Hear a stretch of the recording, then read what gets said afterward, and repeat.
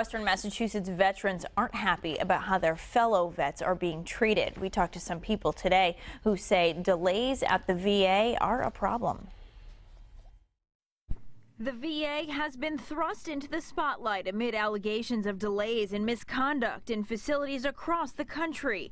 Those delays are being blamed for the deaths of dozens of vets. Local veterans say they've felt the impact of those delays here.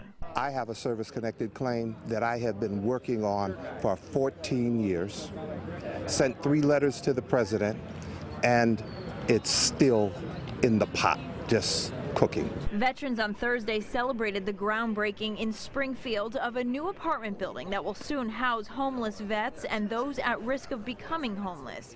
Gumersindo Gomez with the Bilingual Veterans Center, who's spearheading the project, has been helping veterans for years.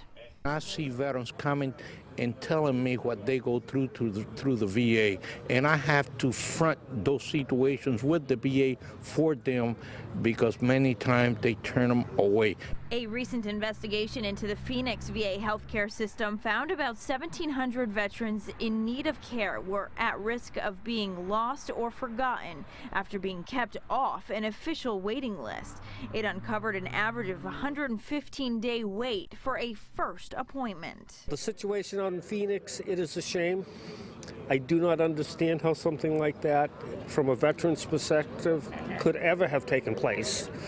People waiting a year or longer to get services and get into the medical system out there.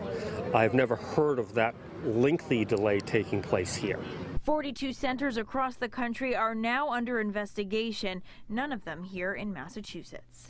And if you'd like to read about that local veterans housing project here in Springfield, you can head to our website, wwlp.com.